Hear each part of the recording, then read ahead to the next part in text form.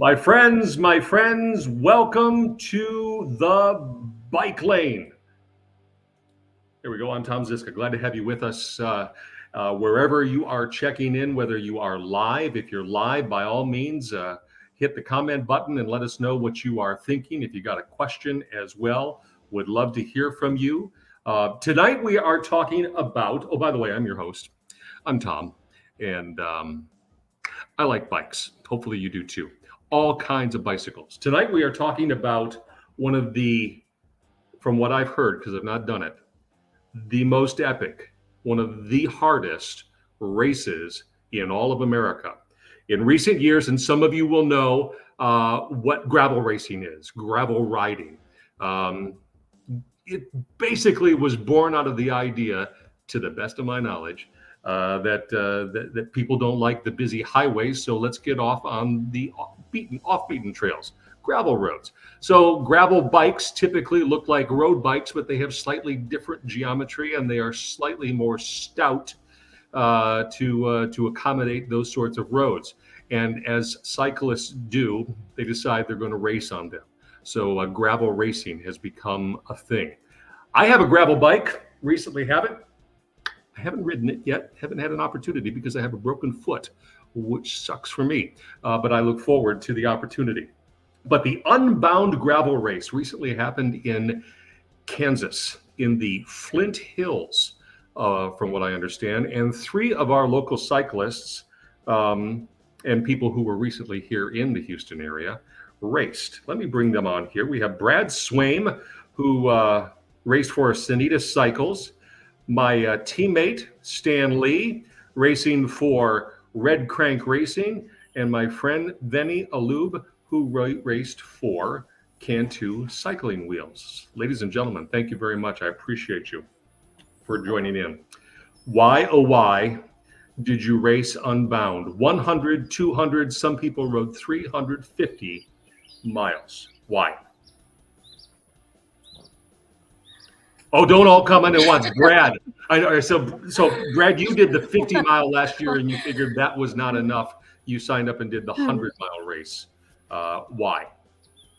Just Unbound is the Super Bowl gravel, and I did 50 last year, and I felt good. It was a good race. We had decent conditions, and then this year it's like I want to go a little further, so I put a whole gravel race schedule on my calendar this year, and 100-mile distance is kind of the sweet spot for me. So I figured, why not give it a shot and win for it. So we'll talk about that shot in just a moment.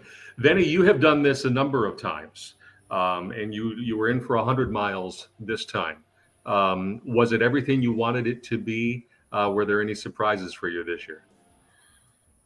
No, I just surprised myself on my stubbornness. I thought after doing the 200 and the 350, I thought the 100 would be a nice way to round out the experience and have a little bit of fun, but which I did have fun, and it delivered. I actually finished going through the chute wanting a little bit more, just wanting to that like Nice.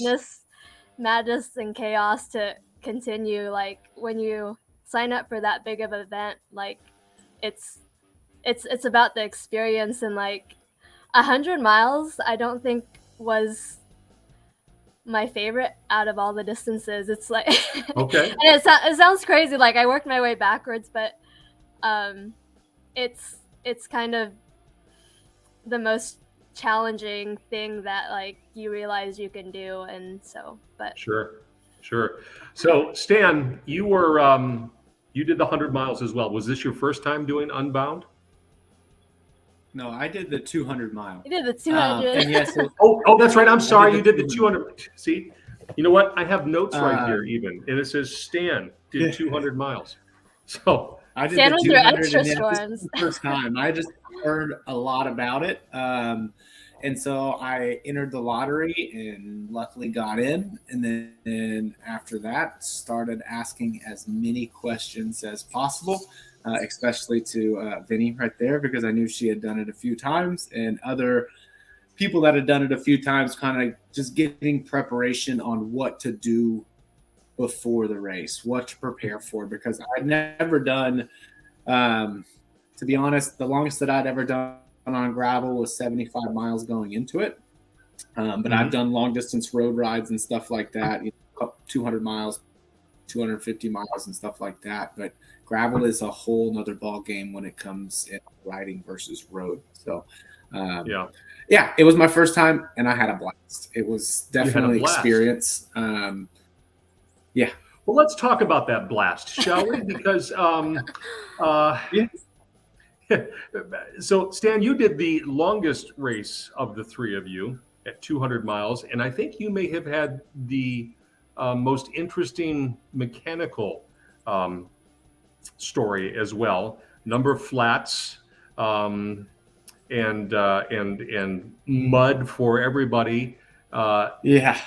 You lost a lot of time just trying to deal with keeping your bike being able to roll, right? Yes, I did.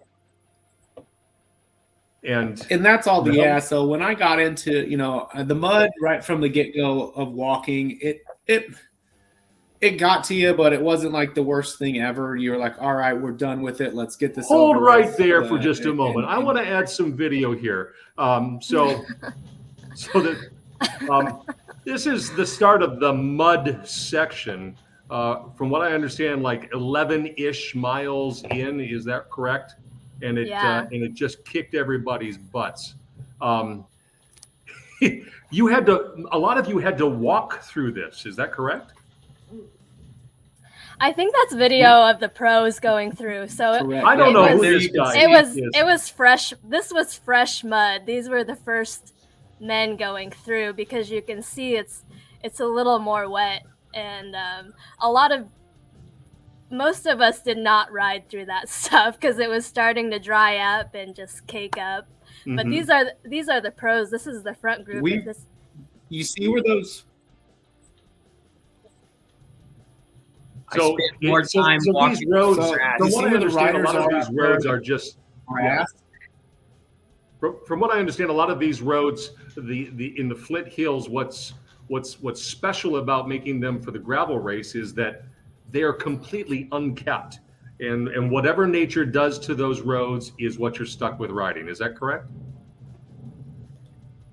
There's shorter, like this segment is known as a MMR road, like minimum maintenance road, and they're used mostly just for farm vehicles and tractors, so they're not kept by the county, and they're not covered by rocks or anything. So once it gets wet, it's just a mud fest. So and it doesn't take much. And especially just wreaks havoc on your bike.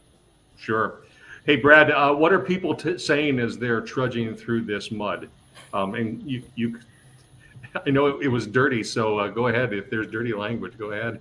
I mean, I think it was a mixed bag. I think there was people that find that challenge fun, and then there's people that were just used every word in the thesaurus, and I think more people were that were not happy about it knew that it could have been rerouted, but at the same rate, like you sign up for a race that is to have almost any condition that Mother Nature could throw at you. You signed up for that, and this was just part of it. And you made it through. And I think if you knew it was coming as a cyclist, you were prepared. So. Like I brought, I went down to the local bike shop beforehand, and I got a derailleur tool, a little plastic one that you'd clean out your derailleur. People were buying paint sticks. People were pulling sticks. Oh, there you go. That's Stan and his derailleur tool. And it looked like it got a lot of use already. Yeah. I think I carried my bike more than anything, because if you got off to the side, like those folks over to the right there, you would pick up grass, and then that would just build up the mud, because you couldn't go in the mud because it would just turn into, solid on the bike. So, Yeah, so I just carried the bike so that I wouldn't have to have all that, and didn't have any dirt in my derailleur. Just had to clean it out of the bike and the frame and the tires. So So, are you guys far enough removed from the race experience that the imagery is not triggering? well, there's triggers, but Okay. it doesn't The hurt. only bad thing about seeing those images is it's now I'm dealing with the aftermath of my bike. Right. So, in fact, this is your rear tire here, Stan. It literally got torn apart, and what we're looking at here is an attempt to plug a hole in your tire. Is that correct? Yeah, so that right there is a combination of 7 plugs. Initially, I went through and somehow didn't realize that I had a tube on me and just completely bonked because my mind was in race mode.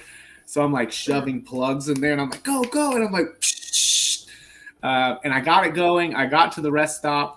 And then after the rest stop, I was able to put a tube in there. But unfortunately, Shimano was so backed up with repairs and stuff like that, it was going to take them almost an hour to switch out my my rear tires.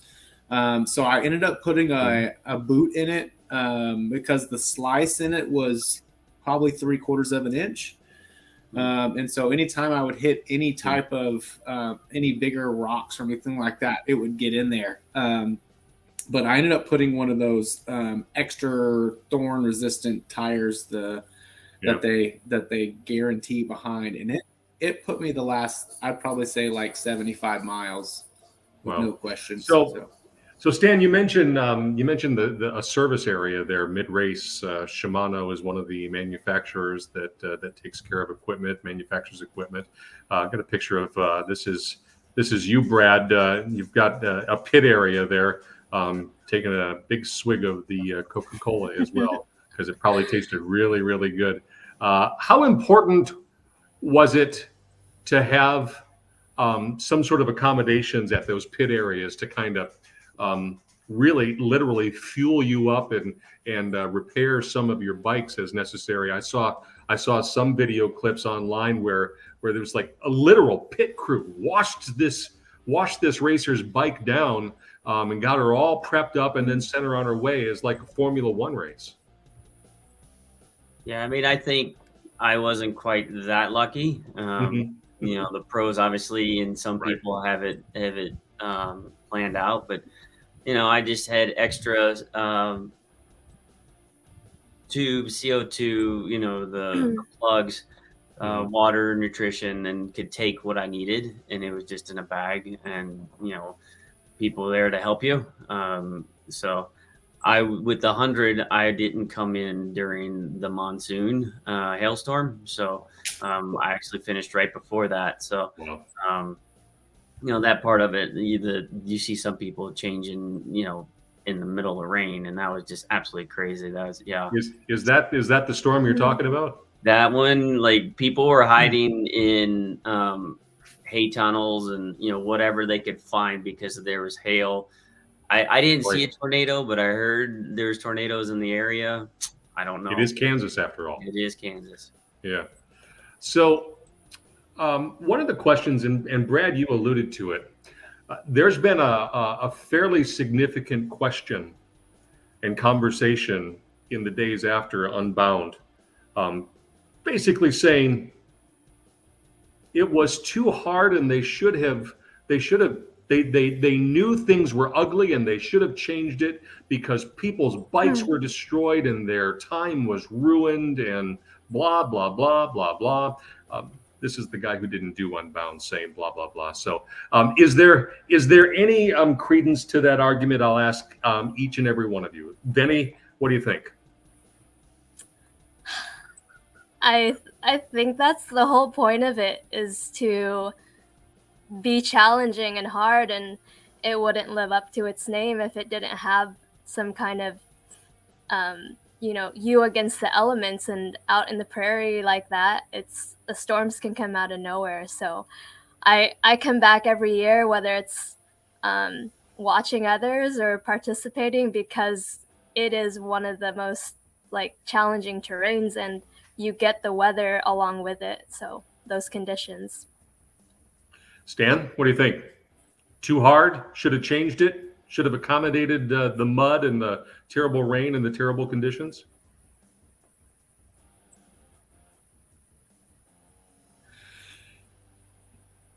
I mean, I'm kind of in between. I think if you come prepared for it and you make the changes that are necessary for it, then it's completely. This race would be a blast if it didn't get quite as much mud. But this was the first year I've ever done it. I'm not saying that I'll never do it again.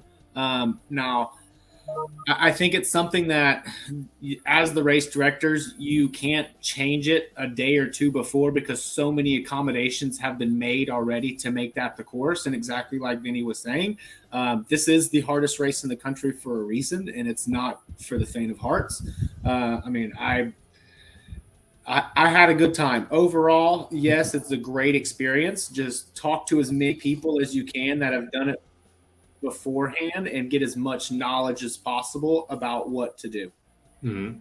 And finally, Brad, you kind of alluded to, they could have changed it, but we went ahead anyway. Should they have, you think?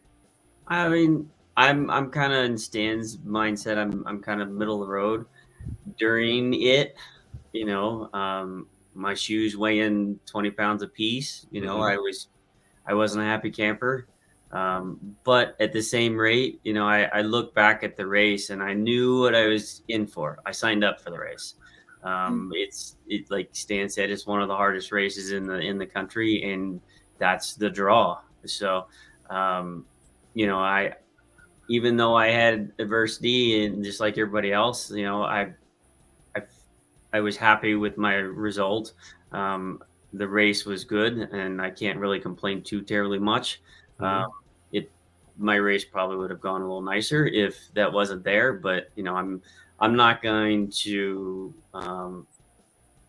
be negative towards the race director or the event or anything like that, because you signed up for that, and you deal with what the cards are given. And the fact is, 4,000 people had the same experience, had the same challenge as well, and the payoff was this. If you and it was for all three of you crossing the finish line. Brad, this is you doing it as well. So will you be back, Benny? I know the answer for you is probably a likely yes, because you've been there so many times, but back, yes or no? Absolutely.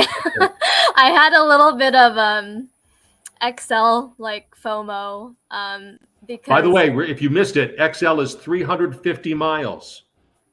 Right? Yeah. That's like through the night.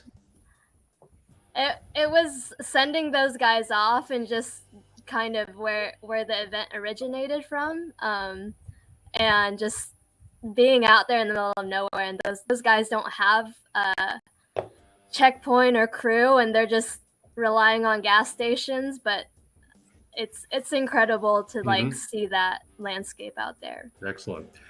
Stan, it sounds like you're still on the fence on whether you would do it again. I possibly will. I want to tackle the 350. I've got a buddy that has his mindset to finish it. He had some mechanical issues this year. As a fellow teammate whose bike was destroyed by the mud. And so he wants to finish it. So if he wants to go back, I will be more than happy to try to go back and finish it with him, because it is. I couldn't imagine doing it, but I would be more than happy to try. So, well, we will. Yeah, I'll probably be back in the future. All right. And Brad, so you've done 50, you've done 100. Is 200 next? We'll see. I definitely will be back. I enjoy the challenge of it all. So whether it's the 100 or the 200 next year, time will tell. I'll get through this race season and then make a decision. Excellent. Well, my friends, thank you all. You are all friends of mine, and I appreciate you taking time to share your experience. A lot of us get to live vicariously through what you all went through, and maybe when my broken foot heals, I can ride my own gravel bike and see what it's all about. I look forward to that. So thank you very much for sharing your experience for the Unbound Gravel Race 2023. It was epic. It is the stuff of legend, and you were part of the story, and I appreciate you. Thanks very much. You all have a great night. Thanks, Tom. Have a good night. Thank you. So, my friends, that is, let me get to the right spot here. That is the bike lane for this week. Glad to have you with us. As always, if you have a bike idea, anything, whether you're just learning, whether your kids are riding around the block, or whether you're riding 350 miles through the Flint Hills of Kansas in a gravel race, I want to hear from you, and I want to do a story about it. If it's on 2 wheels, if it's on 3 wheels, trikes are fine too. It's a story I dig, and I look forward to hearing from you. So for now, until the next time, stay within the lines of the bike lane. Follow the rules of the road, and get from point A to point B in a safe way. Until next time, my friends, I'm Tom Ziska. We'll see you. Bye-bye.